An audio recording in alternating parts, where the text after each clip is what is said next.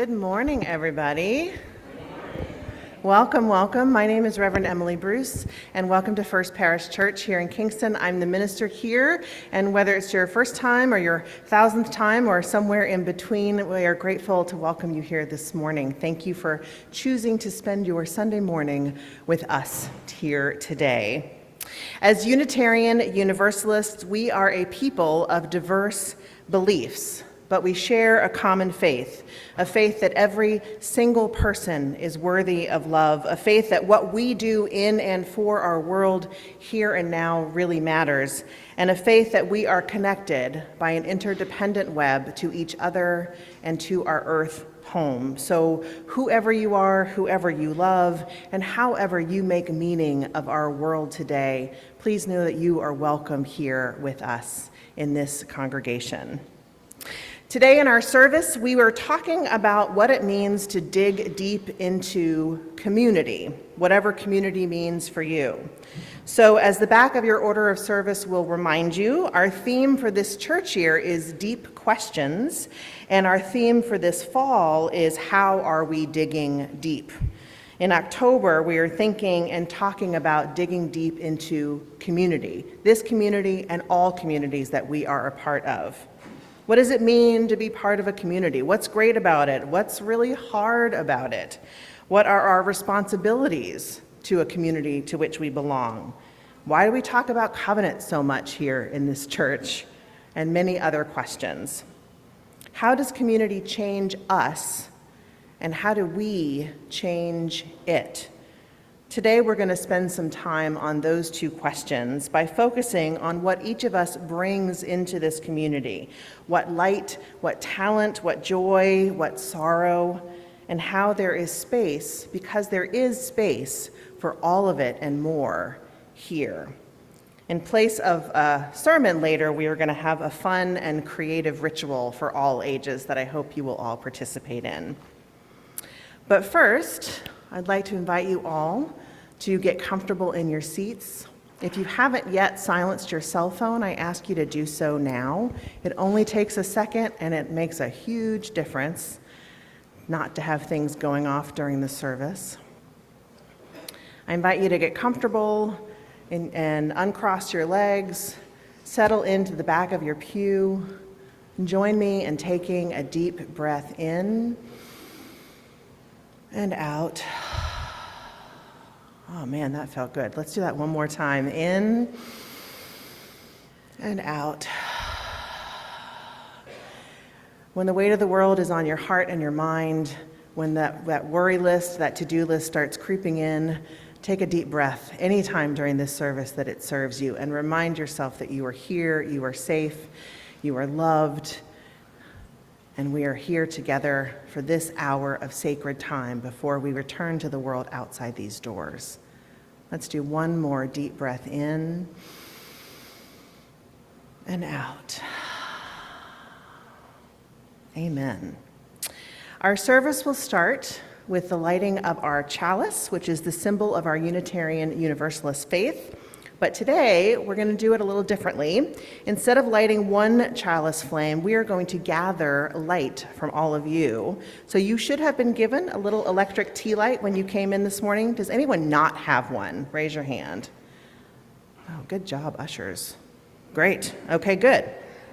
So hold on to it just for right now, and I'd like to introduce our worship associate, Paula Fisher, who will give us a story to illuminate our chalice lighting today. Good morning, my name is Paula Fisher and I'm a member of the Music Committee. To begin, I invite you to turn your own electric light on.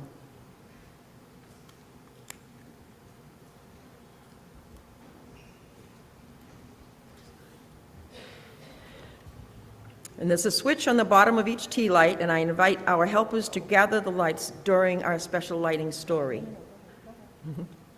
Many years ago, in a faraway mountain forest, there was a small village. The people in the village were of the Unitarian religion, and they wanted a church of their very own. So all the people of the village came together and worked long and hard to build themselves a church.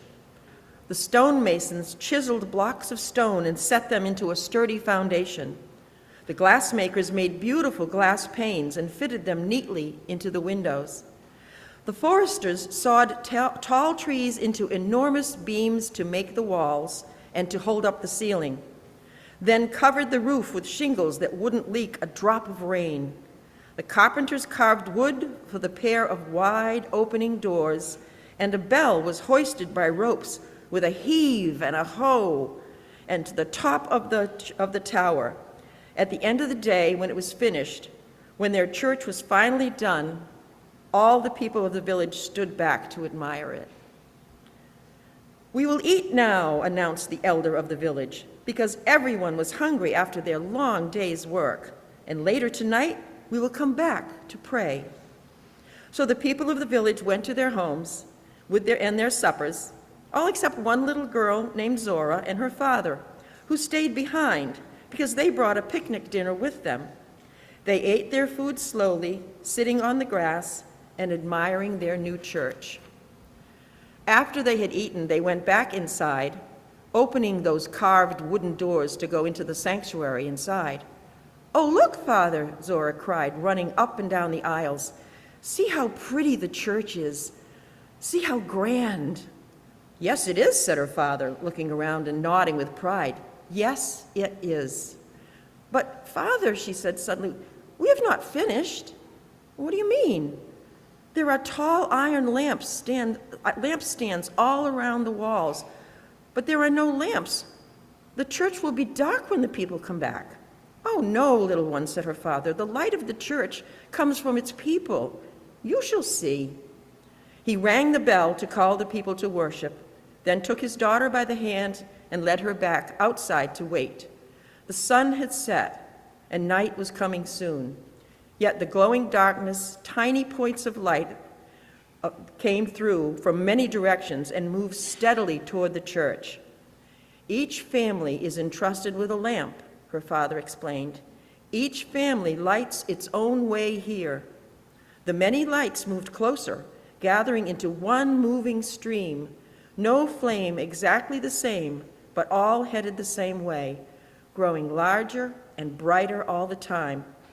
Soon the church was ablaze with light in every corner, for all the people in the village had gathered to pray and to sing. All through the worship service, Zora watched the lights flicker and glow. When the service was over, her father lifted her high.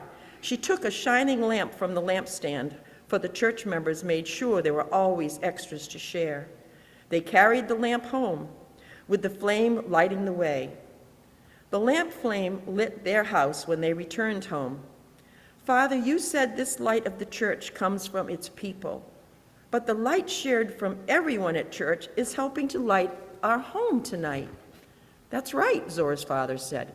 "Even when we are not in church, and even when the lamp is not lit, we carry the light out of truth in our minds and the flame of love in our hearts to guide us. The light will never go out." And so it went down through the years. The light of truth and the flame of love continues to grow and guide us to this day.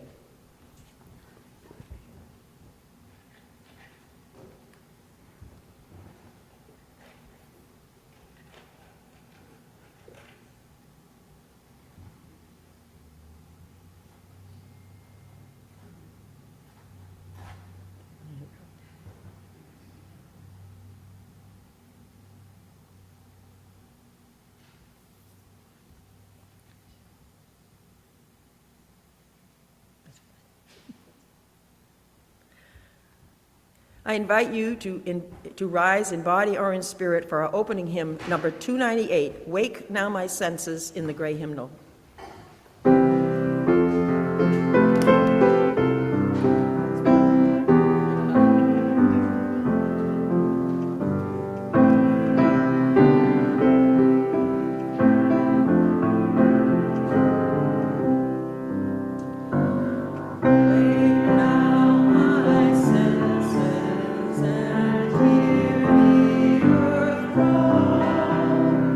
Feel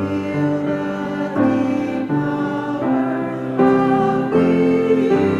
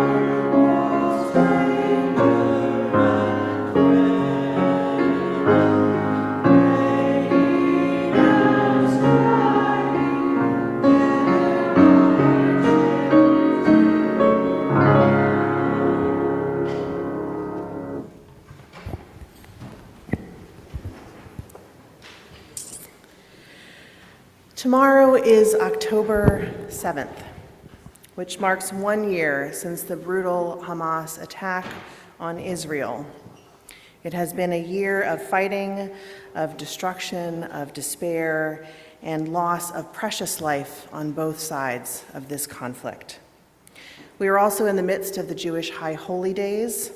Last week was Rosh Hashanah, and Yom Kippur begins this Friday. I am not Israeli or Palestinian. I am not Jewish, nor am I Muslim. And I feel a tremendous amount of pain for the enormous suffering that has been unleashed on these communities worldwide since the attack 1 year ago. So today we are lifting up a litany using stones and ashes as our prayer for an end to the violence, as our renouncement to the destruction of life, as our hope for an immediate ceasefire and for long-lasting peace. I have my able assistant, Rich Saltz, here with me, who will conduct the ritual on our behalf. There is an insert in your order of service. I will read the plain text, and I invite you all to read the bold text.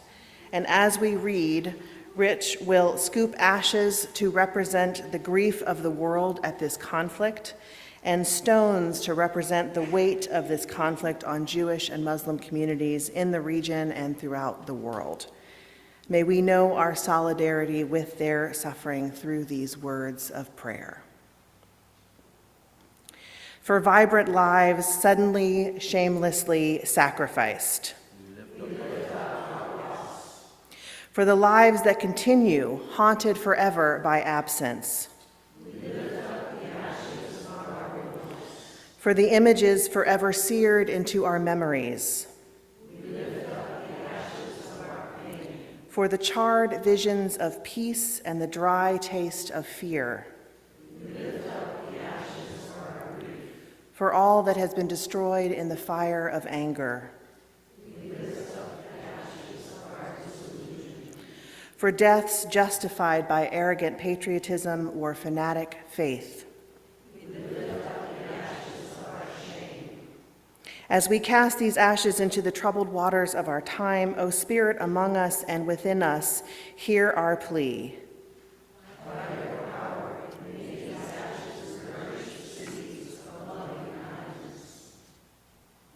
For the ways humanity pursues violence and understanding. For religious and national boundaries to compassion. For the ways we cast blame and create enemies. Dissolving the ashes of grief and hardness of hearts.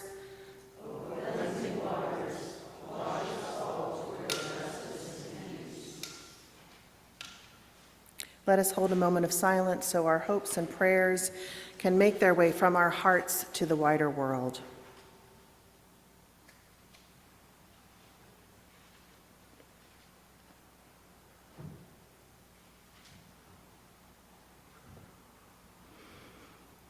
Amen. When we give, we say yes to something we value. In this congregation, we take up an offering each week to say yes to the values of our Unitarian Universalist faith and yes to this beloved community. Please give as you are able. Today's offering will be gratefully received. Our offertory today is Set Me as a Seal by Renee Clausen.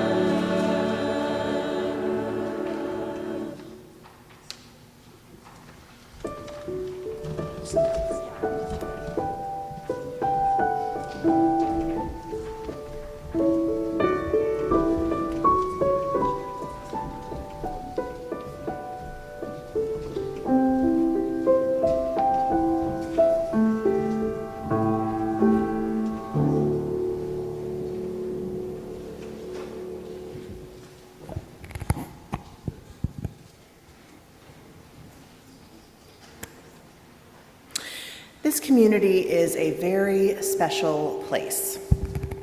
If you're a longtime member, you know this. Jack, can we turn this mic down just a little bit? I'm hearing there we go. Is that okay? Can you still hear me? Okay, thank you so much, Jack. I'll start over. This community is a very special place. If you're a longtime member, you know this. If you're new to us, I hope and pray that you are learning this. And if you disagree with me, I hope you'll give me a chance to change your mind. We the people make this place what it is, a place of inclusion, safety, and love, a place where we can each bring our perfectly imperfect selves and find belonging, a place where we can hopefully continue to stumble down our individual paths of truth and meaning, but do so alongside friendly helpers and loving witnesses. This is the work of community that we do together. So today we want to lift up each of you individually as a testament and an example of how we create this community together. We celebrated the light that you each bring to this church with our collective chalice lighting at the beginning of the service. And now we want to honor the individuality that each of us, all of our quirks, all of our idiosyncrasies, and all of our talents and gifts and blessings, and how combined we make this community together. We also want to bring into this ritual, there's a lot going on here. We also want to bring into this ritual that next Friday, October 11th, is National Coming Out Day, a day of empowerment and visibility and celebration of belonging for and with the LGBTQ+ community. So if you identify as a member of that community, we thank you for being willing to live your values aloud, whether or not the circumstances of your life have actually allowed you to come out. And we also want to say that with us, you will never live those values alone. Our value of equity guides us in the belief that all expressions of gender and identity are precious and holy. We are firmly rooted in the justice demanded for all of our LGBTQ+ siblings, that you be free to live lives as your authentic selves. And our core grounding in love holds us to the joyful promise that all humans everywhere are deserving of community and freedom and peace. So, with all of that in mind, we're going to have a little creative fun this morning, because creativity is a powerful way of expressing our identity and showing the world what we value. On the two tables up here, there are lots of little paper humans. Paul is going to lift a few up so you can see what they look like. And in a moment, you're all invited to come up the side aisles, choose a person, meaning choose a paper person, not a human, paper person, and write on them what your individual gifts and talents are in whatever way you want, with words, with images, with symbols, with color. There are markers and colored pencils up here. One way I encourage you to approach this challenge is to think of each paper person as having 3 sections: your head, which represents your ideas and your talents, your heart, which represents your love and compassion, and your arms and legs, which represent how you show up, how you help, how you participate in getting the work of this community done. And when you're done decorating your little paper human, you're going to bring it to the center table where Rich and Paula are going to help you in creating a beautiful mosaic of colors and words and shapes up here. This community mosaic represents all we each are and what we create with these paper people when we join together. And it's actually harder than it looks to actually fit these little paper people together, just like, because everything's a metaphor, it's hard to figure out how to join a diverse community. But I know we're up to the challenge, yes? Yes. And while we have our fun, I am delighted to invite Maeve Hamilton up, our choral intern, who will serenade us with her version of John Lennon's Imagine. So please come up when you feel ready.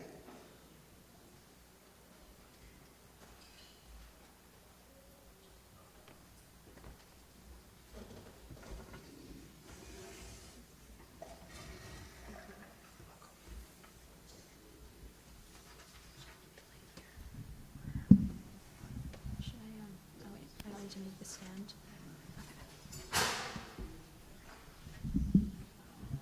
Should I say something? Actually, I think that's fine.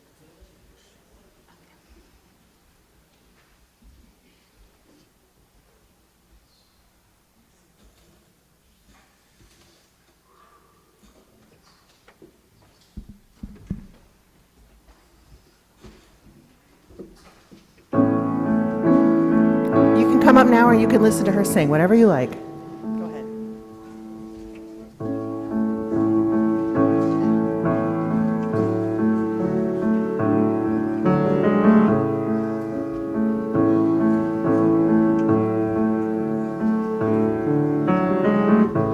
Imagine there's no heaven. It's easy if you try.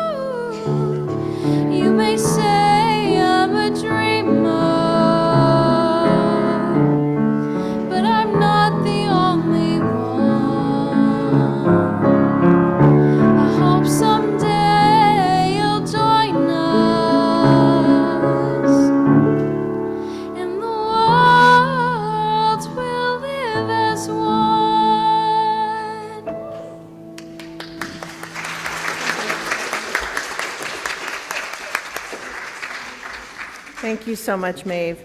We're going to keep singing. You're invited to sing or just listen as we continue this ritual, which is clearly not over yet. So join me in singing hymn number 1021 in the teal hymnal, Lean on Me.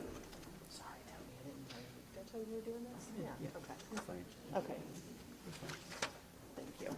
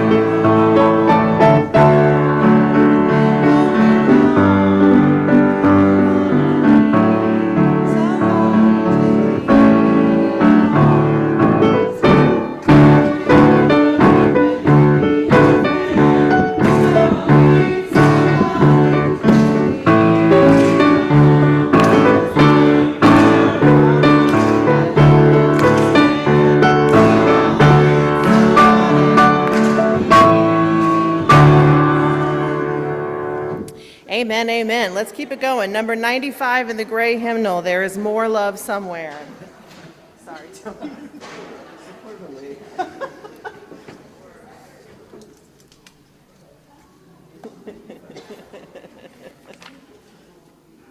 95.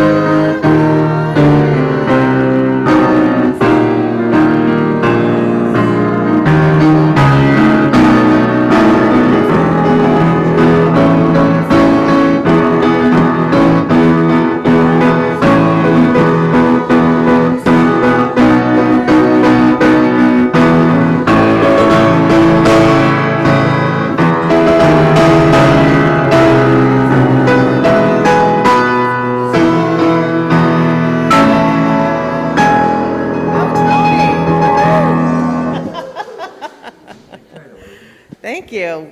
Ending with a flourish. I love it. So as we're wrapping up, I'm going to ask our able assistants to lift up what we have just created when they are ready. And I want to thank you all for participating. Was this not a good metaphor for community? Sometimes you had to wait in line. You didn't do it exactly the way you wanted to. Somebody else had to help you. But hey, we got it done, didn't we? That's what community is all about. And this is the cleanup crew that's always there at the end of the event. So thank you, all of you. I'm going to let them finish, and then they're going to show us what they created. What we created, I should say. It's okay. It also doesn't have to be perfect, right? Because it never is, but it's okay.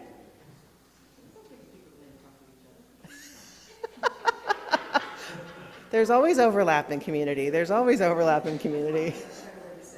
Yeah. All right, can you guys lift it up so people can see? Is it stuck to the table? There we go. Hey, look at that! Woo-hoo!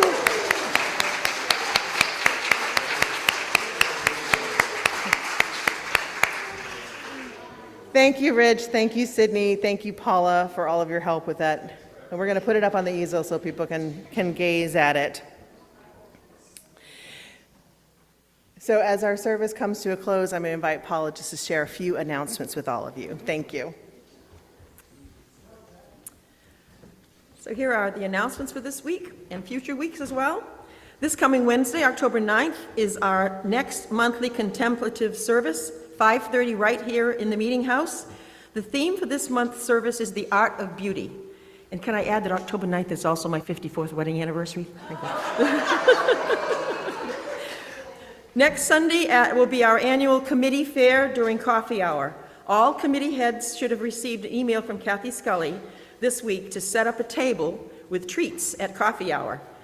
All are welcome to learn more about the work of this church by visiting those tables and maybe even signing up to help. That's next Sunday during coffee hour.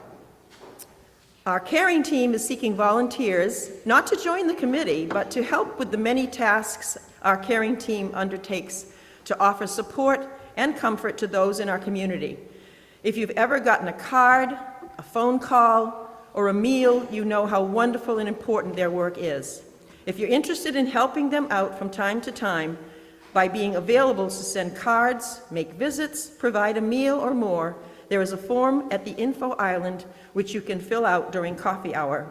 Please consider helping out. And if there's anybody new here, coffee hour is across the street in the Beal House and Sampson Hall, and that's where the info island is. Circle dinners are happening again this fall. This is open to all who sign up for dinners at different church members' homes. It's a great way to get to know people sitting around you in the pews. There was a sign-up information sheet at coffee hour. Our second annual golf tournament is this coming Saturday, October 12th. We're in need of players. You can sign up online. There is a QR code in the order of service to sign up, and you can also check the weekly newsletter. See Carmen Gart or Christina Randall if you have any questions. Carmen and Christina, would you show her? There we go, over there. Let's see.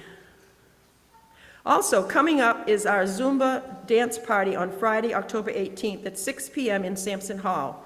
We need participants. Entry fee is $35, and a portion of proceeds will go to support the Plymouth Coalition for the Homeless. If you have any questions, you can talk to Carmen Gart. All right, please now rise in body or in spirit for our closing hymn, Answering the Call of Love, number 1014 in the Teal hymnal. Since the printing of this hymnal took place, the lyrics have been revised slightly to reflect non-ableist language. So the new lyrics are in your order of service. You will sing Answering the Call of Love instead of Standing on the Side of Love.